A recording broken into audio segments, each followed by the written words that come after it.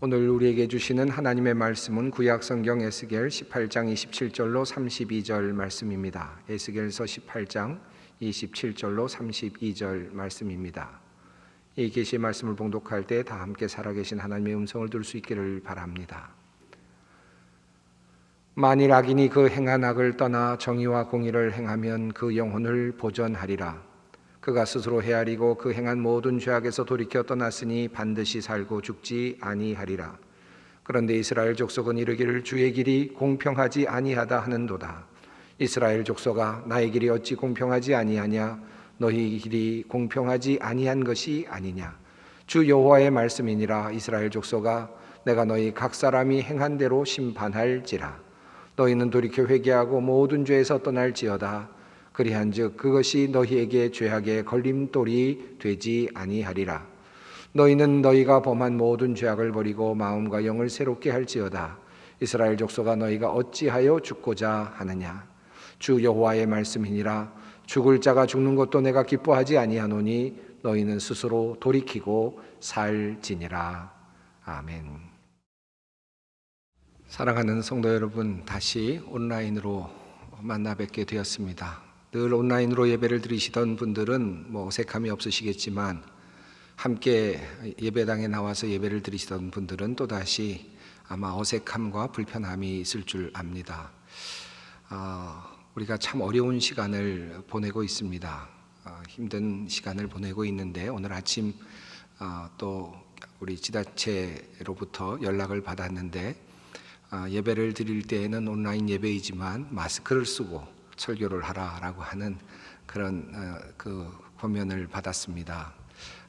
사실은 그게 과연 적절한 것인가 판단인가 하는 생각이 들었습니다. 저희 교회 같이 초명이 모이는 예배당에서 지금 현재 한 10명 정도 예배에 돕는 분들이 앉아서 예배를 드리고 있는데 마스크를 쓰고 설교를 하는 것이 과연 적절한 것인가?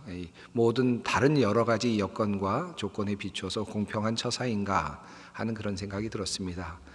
그럼에도 불구하고 1부, 2부, 3부 예배는 제가 마스크를 쓰고 또 다른 마스크를 쓰는 많은 분들을 격려하는 의미에서 함께 마스크를 쓰고 설교를 진행했습니다.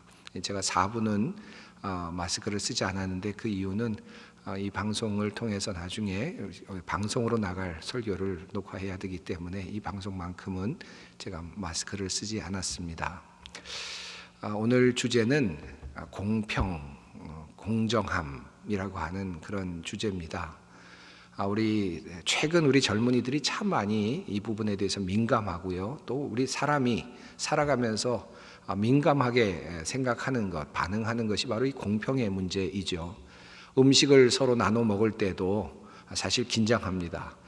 공평하게 나눠지는가 긴장하면서 보게 되죠.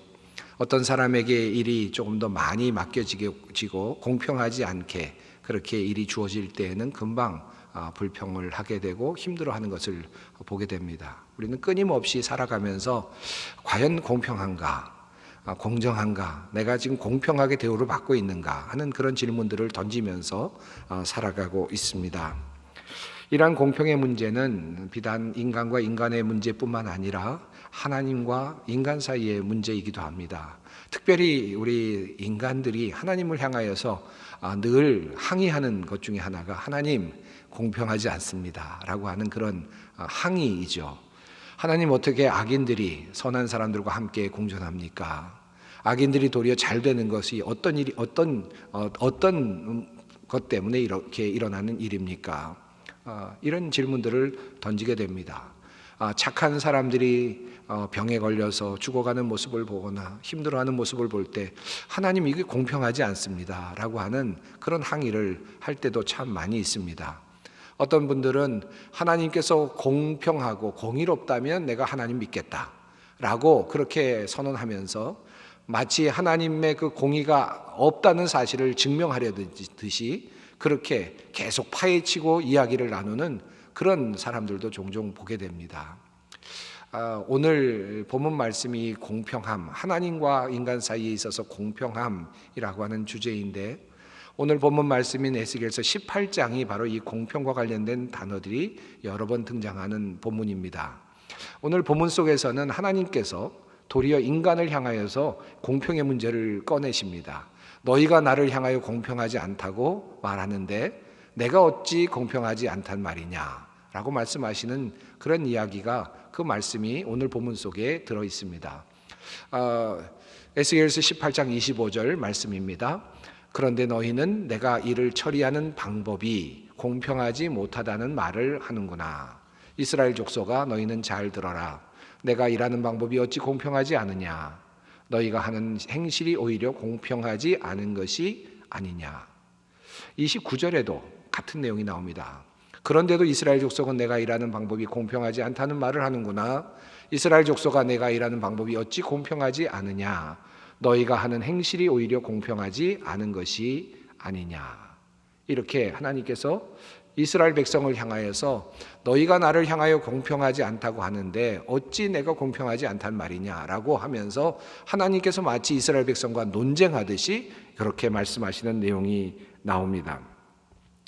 오늘의 이 이야기를 조금 더 자세하게 살펴보기 위해서는 18장 앞절부터 우리가 살펴볼 필요가 있습니다. 우리 하나님께서 이스라엘 백성들을 향하여서 하시는 말씀이 이렇게 시작이 되는데 이스라엘의 속담을 가지고 시작을 하십니다. 아버지가 신 포도를 먹었으므로 그의 아들의 이가 시다 라고 하는 그 속담을 이야기하면서 하나님께서 이 말씀을 너희가 들었고 너희가 알고 있는데 다시는 이 말을, 이와 같은 이야기를 하지 말아라 라고 그렇게 말씀을 하면서 이 이야기가 시작이 됩니다. 하나님의 단호한 선언처럼 그렇게 선언되고 있는 말씀입니다. 이 아버지가 신포도를 먹었으므로 아들의 이가시다 라고 하는 말의 뜻이 무엇일까요? 여러분이 언뜻 듣고 느끼시는 것과 같을 것입니다. 아버지가 포도를 먹었는데 아들에게까지 그 포도 먹은 맛이 난다. 이 말씀은 아버지의 행실과 행위가 아들에게까지 영향을 미친다 라고 하는 뜻이죠. 다시 말하면 선조의 행위와 삶이 후손들에게까지 결과로 영향을 미치게 된다라고 하는 그런 뜻입니다. 그런데 하나님께서는 이 말을 이제 다시는 하지 말아라 라고 말씀을 하십니다. 그리고 도리어 하나님께서는 이렇게 말씀하십니다. 모든 영혼은 나의 것이다. 아버지의 영혼이나 아들의 영혼이 똑같이 나의 것이니 범죄하는 그 영혼이 죽을 것이다. 이 말씀은 무슨 말씀이겠습니까? 아버지는 아버지고 아들은 아들이다. 다시 말하면 서로 각자 자기 자신의 책임을 지는 것이다 라고 하는 그런 말씀이죠. 이 에스겔서 18장 5절부터 18절까지 하나님께서는 이 내용을 신뢰를 들어서 이렇게 설명합니다. 만약 의인이 있다고 합시다.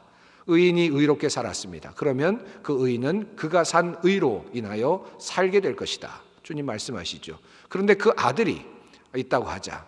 그 아들이 그만 악행을 저질렀다고 생각해 보자. 그렇다면 아버지가 아무리 선행을 했다 할지라도, 의를 행하였다 할지라도 그 아들은 그가 행한 악행으로 인하여 죽게 될 것이다.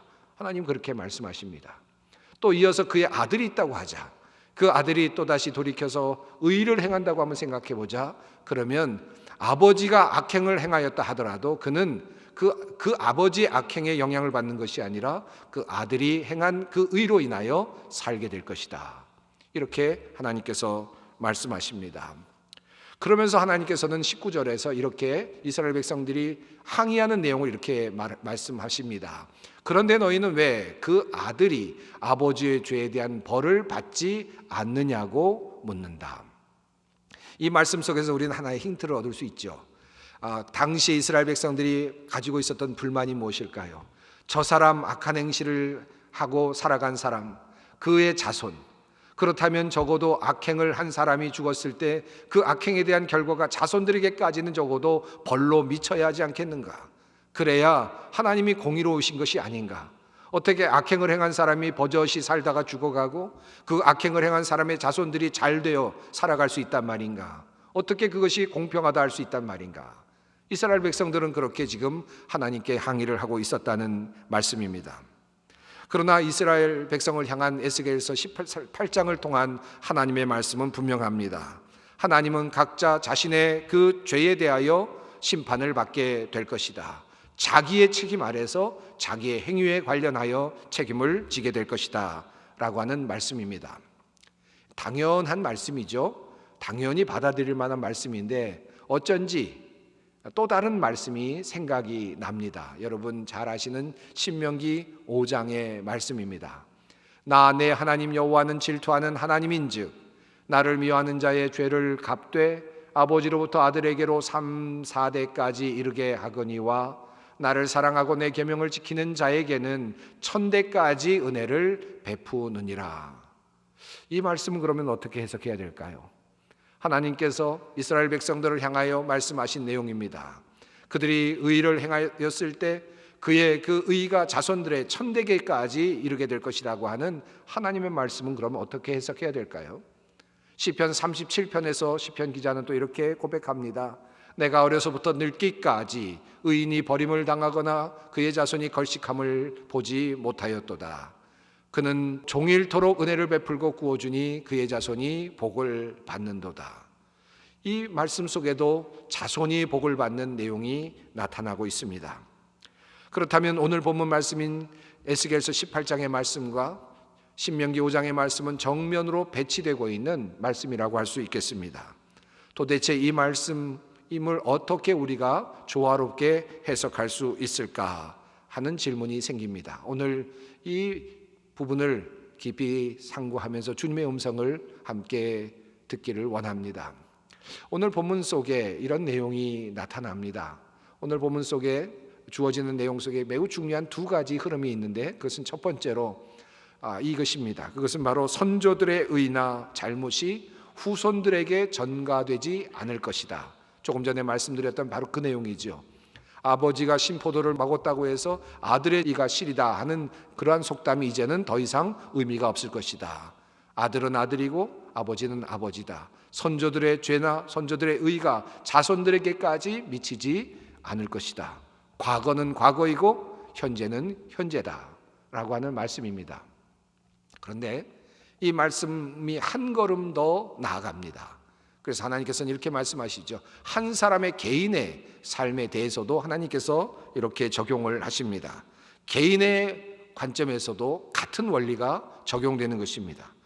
개인의 과거의 행실이나 또는 의나 잘못이 현재 심판의 상황에 영향을 미치지 않는다라고 하는 그러한 해석으로 나아가게 됩니다. 한마디로 말씀드린다면 선조들의 행실이나 나 자신의 과거의 행적이 문제가 되지 않는다라고 하는 하나님의 선언입니다. 사실 이 말씀은 매우 중요합니다. 그리고 한 걸음 더 나아가 이 말씀은 우리에게 은혜의 말씀이 됩니다. 이것이 어떻게 우리에게 은혜가 되는가? 에스겔서 20장에서 하나님께서 말씀하시는 내용을 살펴보면 그것이 은혜가 된다는 사실을 쉽게 깨달을 수 있습니다. 하나님은 이스라엘 백성들을 향하여 3번에 걸쳐서 기회를 주시고 또 기회를 주시고 또 기회를 주시는 그런 내용을 에스겔서 20장에서 말씀하고 있습니다. 하나님께서 이스라엘 백성들에게 회개의 기회를 주십니다. 그럼에도 불구하고 이스라엘 백성들은 회개하지 않습니다. 하나님께서 이스라엘 백성들을 위하여 선지자를 보내시고 그리고 또다시 말씀하시지만 이스라엘 백성들은 돌아오지 않습니다. 그때 이스라엘 백성들을 향하여 하나님께서 결정하십니다. 결심하십니다. 이 백성을 내가 멸하리라 라고 결정하시죠. 그런데 하나님께서는 그 시행을 미루십니다. 그 이유가 무엇일까요? 그것은 이스라엘 백성들이 지었던 바로 그 과거의 죄를 보시면서 하나님께서 멸하시기라고 그렇게 결정하셨기 때문에 또다시 하나님께서는 현재의 이스라엘 백성들을 보시고자 하셨기 때문입니다. 과거에 매이지 않는 지금 현재의 모습을 보시면서 하나님께서 또다시 결정하시기를 원하십니다. 그래서 하나님께서는 또다시 그 시행을 미루시지요. 그래서 이스라엘 백성들에게 또다시 말씀하십니다. 회개하라고 말씀하십니다. 또다시 기회를 주십니다. 그럼에도 불구하고 이스라엘 백성들은 회개하지 않습니다. 또다시 하나님은 결심하십니다. 이 사람들은 목이 곧은 백성들이니 이제 이들을 내가 멸하고야 말리라. 하나님께서 결정하십니다. 그리고 시행하시려고 하지만 하나님은 또다시 멈추십니다. 왜냐하면 하나님의 그 결정이 바로 이스라엘 백성의 과거의 행적을 놓고 결정하셨기 때문이죠. 그래서 하나님은 또다시 미루십니다. 또 하나님께서는 또다시 이스라엘 백성을 향하여서 말씀하십니다. 회개하도록 요청하시고 또 선지자를 보내시고 또 말씀하시죠. 그럼에도 불구하고 이스라엘 백성들은 회개하지 않습니다. 또다시 하나님께서는 결심하십니다. 내가 반드시 이스라엘 백성들을 멸하리라 결정하지만 하나님은 그 시행을 또다시 미루고 계십니다. 또다시 현재를 보고 계시는 것입니다. 이 말씀이 우리들에게 큰 은혜가 되는 것입니다. 하나님께서 이 말씀을 통하여 우리에게 말씀하시고자 하는 것이 있습니다. 그것은 바로 오늘 이 순간, 바로 이 시간입니다. 오늘의 본문 말씀의 그 마지막 부분에서 하나님께서는 이렇게 명령하십니다. 권면하십니다. 너희는 너희가 범한 모든 죄악을 버리고 마음과 영을 새롭게 할지어다. 이스라엘 족속아, 너희가 어찌하여 죽고자 하느냐? 주 여호와의 말씀이니라. 죽을 자가 죽는 것도 내가 기뻐하지 아니하노니 너희는 스스로 돌이키고 살지니라. 하나님께서 말씀하시기를 너희는 회개하고 돌이키고 살라고 말씀하십니다. 그리고 마음과 영을 새롭게 하라고 그렇게 말씀하십니다. 이 마음과 영을 새롭게 하라라는 이 말씀 속에 히브리어 단어가 사용되는데 이 단어는 아사라라고 하는 단어입니다. 다시 말하면 만들다라고 하는 단어인데 여기서 주체는 우리 사람 이스라엘 백성을 이야기합니다. 사실 이러한 이 단어의 사용 그리고 어법의 사용은 에스겔서로서는 참으로 어색한 그리고 낯익지 않은 그런 사용의 방식이라고 할 수 있겠습니다. 왜냐하면 에스겔서는 결정론적인 그런 사고관을 가지고 모든 것이 쓰여지고 있기 때문에 그렇습니다. 결정론적인 역사관을 우리들에게 보여주고 있기 때문입니다. 사실 에스겔서의 흐름은 이렇습니다. 하나님께서 이스라엘 백성을 구원하시기를 원하시지만 그러나 이스라엘 백성은 처음부터 개선의 여지가 없었다. 이 사실을 계속해서 말씀하죠. 이 개선의 여지가 없는 이스라엘 백성은 하나님의 말씀도 듣지 않고 예언자들의 소리도 듣지 않습니다. 하나님께서 또다시 말씀하시고 예언자를 보내지만 그들은 듣지 않습니다. 결코 회개하지 않습니다. 그래서 하나님께서는 벌을 내리기로 결정하시지만 그 벌을 내리시는 것을 시행을 멈추시는데 그럼에도 불구하고 이스라엘 백성은 또다시 회개하지도 않습니다. 끝까지 이스라엘 백성은 회개하지 않습니다. 하나님께서는 결국 이스라엘 백성이 회개하기만을 기다리시다가 결국 이스라엘이 회개하지 않자 결국 하나님의 사랑에 근거해서 이스라엘을 강제적으로 회복시키시기로 결정하십니다. 그들에게 새로운 마음을 주시기로 결정하시고 새로운 창조를 해 나가십니다. 그때서야 이스라엘 백성들은 하나님께 나아가게 되고 회개하게 되고 하나님을 알게 됩니다. 이것이 에스겔서가 우리들에게 전하고 있는 매우 중요한 메시지입니다. 다시 말하면 우리 인간들은 이스라엘 백성들은 하나님께 스스로 회개해서 나갈 수 없는 존재다라고 하는 사실을 분명하게 알려주고 있는 그러한 책입니다. 그럼에도 불구하고 18장에 있는 말씀은 우리에게 다른 의미를 주고 있습니다. 회개하라. 하나님께서는 끊임없이 회개하라고 그렇게 말씀하고 있습니다. 돌이키라고 말씀하고 있습니다. 에스겔서를 보면 이와 같은 비슷한 본문이 4곳에 걸쳐서 나타나고 있습니다. 이스라엘 백성들이 회개할 수 있는 능력조차 없는데 이스라엘 백성들이 회개할 수 있는 그런 마음조차 없는데 가능성조차 없다는 사실을 에스겔서는 끊임없이 이야기하면서도 하나님께서 그럼에도 불구하고 애타게 회개하라고 말씀하시는 장면이 4곳에 나타나고 있습니다. 그 중에 한 본문이 오늘 본문 속에 나타나고 있습니다. 하나님은 이스라엘 백성들이 끊임없이 하나님을 떠났다고 말씀합니다. 하나님께서 그들을 고쳐주셨지만 하나님을 떠납니다. 다시 고쳐주시고 포로에서 해방시켜 주셨지만 그러나 이스라엘은 다시 하나님을 떠납니다. 아담부터 현재에 이르기까지 하나님께서 어떻게 인간을 사랑하셨는지 그리고 인간이 어떻게 얼마나 많이 하나님을 떠났는지 그 사실을 에스겔서 14장 이후 18장까지 계속해서 말씀하고 있습니다. 그리고 오늘 본문 말씀인 18장 말씀이 있습니다. 그 자리에 있는 이스라엘 백성은 어떤 모습일까요? 의를 행할 수 없는 사람들, 도저히 자신의 힘으로는 의조차 행할 수 없는 사람들, 아니 하나님께 나아갈 수 있는 회개조차도 할 수 없는 사람들, 그 사람들이 바로 그 자리에 있었던 이스라엘 백성들입니다. 죄의 구렁텅이에 살고 있었던 사람들, 그리고 그들의 선조들 중에는 하나님께 의를 행하여서 그 자손들에게 의조차도 내어놓을 수 없는, 그 복조차도 건네줄 수 없는 사람들로 가득 차 있습니다. 이것이 바로 이 현실이 에스겔서가 우리에게 전하고 있는 삶의 자리, 이스라엘 백성들의 삶의 자리입니다.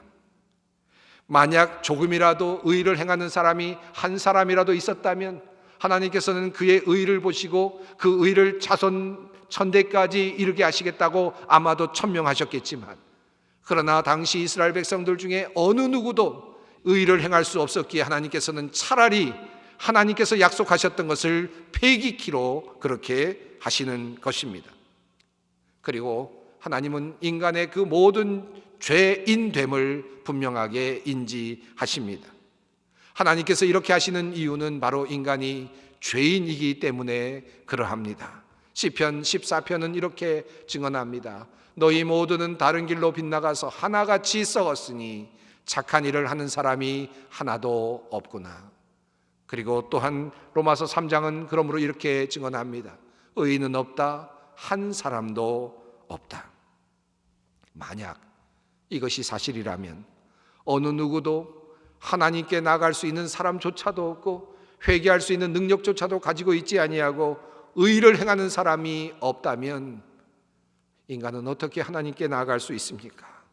오직 하나님께서 그를 끌어주시고 인도해 주시지 않는다면 그들은 하나님께로 나아갈 수 없습니다. 그런 상황 속에서 하나님께서는 애타게 하나님의 마음을 노래하고 있습니다. 너희가 회개할 수만 있다면, 너희가 나에게 돌아올 수만 있다면, 너희가 나에게 손을 내밀기만 한다면 나는 너의 손을 잡아주리라, 너를 구원하여 주리라, 너를 고쳐주리라 말씀하고 계시는 것입니다. 하나님께서는 이와 같은 모습으로 기다리시면서 이스라엘 백성을 향하여 말씀하십니다. 너희가 나를 향하여 공평하지 않다고 말하고 있는데 어찌 내가 공평하지 않다는 말이냐. 이스라엘 백성들은 이렇게 생각했지요. 저 악한 사람들이 어떻게 잘 되는가, 저 악한 사람들의 자손들이 어떻게 잘 될 수 있단 말인가. 그러므로 하나님은 공평하지 않다라고 그렇게 말씀하셨는데, 하나님이 보시기에 모든 사람들이 다 악을 행하고 있었는데 어느 누구를 구원할 수 있단 말입니까? 어느 누구에게 그 악행에 대한 형벌을 계속해서 전가시킬 수 있단 말입니까? 하나님께서는 그것을 그래서 멈추시기로 결정하십니다. 이제 아버지를 통해서 내려오는 그 모든 것들을 단절시키고 이제 너만을 보겠다고 선언하십니다. 선조들로부터 보는 것이 아니라 선조들의 그 상황으로부터, 삶으로부터 만약에 파악을 한다면 의가 아니라 죄투성이일 뿐인데, 그러므로 하나님께서는 선조들의 모든 죄악을 단절시키시고 너 자신 후선 한 사람을 주목하여 보시겠다고 말씀하시는 것입니다. 한 걸음 더 나아가서 너 자신의 과거의 죄가 아니라 바로 오늘 너의 모습을 보시겠다고, 과거에 있었던 모든 죄악과 잘못을 모두 폐기시키시고 그리고 오늘 너의 모습을 보시면서 판단하시겠다고 주님은 말씀하시는 것입니다. 그러므로 이 말씀은 하나님의 은혜입니다. 그렇다면 신명기에서는 왜 하나님께서 이스라엘의 선조들에게 의와 죄의 그 대물림에 대해서 말씀하셨던 것입니까? 그것은 신명기가 쓰여졌던 삶의 자리를 깊이 상고해 볼 필요가 있습니다. 신명기는 이스라엘 백성들이 이제 막 시내산에서 하나님의 그 말씀을 받아드는 상태입니다. 그리고 언젠가는 가나안 땅으로 들어가서 하나님의 백성으로 살아야 되는 그런 삶이 시작된 그런 출발점이라고도 할 수 있습니다. 새로운 출발의 장이었습니다. 하나님께서 이제 말씀하시고 약속을 하십니다. 너희가 이제 이 율법을 지키면 너희에게 복이 있으리라. 너희가 이 율례를 지키면 너희가 그 의를 통하여서 천대까지 자손에게 그 의에 대한 결과가, 그 열매가 맺힐 것이다 라고 하나님께서는 말씀하십니다. 왜 이런 말씀을 하셨습니까? 율법을 잘 지키고 율례를 잘 지키면 너에게 큰 복이 있을 것이다 라고 하는 말씀을 통하여 그들에게 동기부여를 하시고자 하셨던 것이죠. 그런데 어떻게 되었습니까? 실상은 어떻게 되었습니까? 에스겔에 살고 있었던 그 상황은 어떤 상황이었습니까?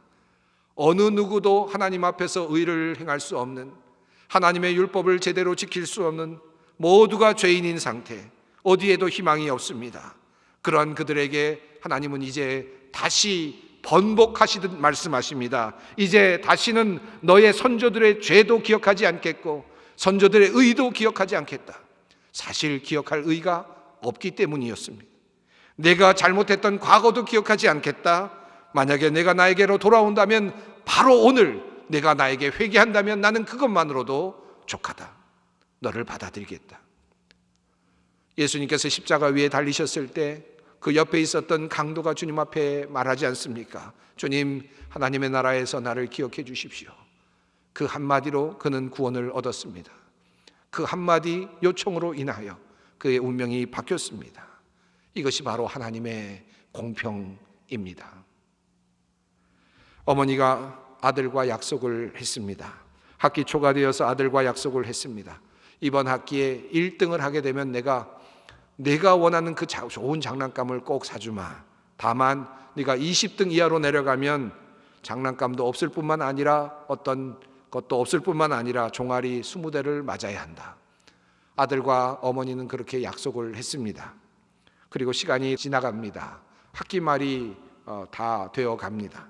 결산을 할 때가 되어 가는데 아들은 공부를 제대로 하지 않습니다. 1등이라고 하는 현실은 도저히 있을 수가 없고 50등 그 밑에서 맴돌고 있습니다. 그래서 어머니가 다시 아들을 부릅니다. 네가 이제라도 열심히 공부한다면, 공부해서 네가 만약 40등이 된다면 그러면 내가 너에게 1등 했을 때 주기로 약속했던 그 장난감을 너에게 주마. 어머니가 그렇게 약속을 합니다. 어머니의 말씀이 모순일까요? 어머니의 말이 잘못된 것일까요? 공평하지 않은 것입니까? 저는 그 어머니는 공평한 일을 했다고 생각합니다. 아들을 살리고자 하는 일이죠. 아들을 조금 더 좋은 실력으로 키우고자 하는 어머니의 사랑입니다. 일정합니다. 동일합니다. 그것이 그 어머니의 마음이겠죠. 하나님의 마음도 그렇습니다. 하나님께서 너희 선조들의 모든 죄악을 기억하지 않겠다. 그리고 너의 과거까지도 내가 기억하지 않으며 그리고 나에게로 돌아오라. 말씀하시는 그 말씀 속에 하나님의 깊은 사랑이 담겨 있습니다. 하나님은 이렇게까지 하시면서 우리가 죄에서 돌이키기를 원하고 계십니다. 나에게로 돌아오라. 내가 살려주겠다. 이것은 끊임없는 하나님의 외침입니다. 비록 우리가 그 하나님의 외침에 우리의 능력이 모자라서 우리의 본성이 부패함으로 하나님께 응답할 수 없을지라도 하나님은 우리를 향하여 끊임없이 회개를 요청하고 계십니다. 심판을 준비하는 이 대림절의 아침, 하나님께서 여러분에게 주시는 귀한 하나님의 음성이 여러분의 마음속에 새겨지기를 원합니다. 주님 오늘도 다시 말씀하십니다.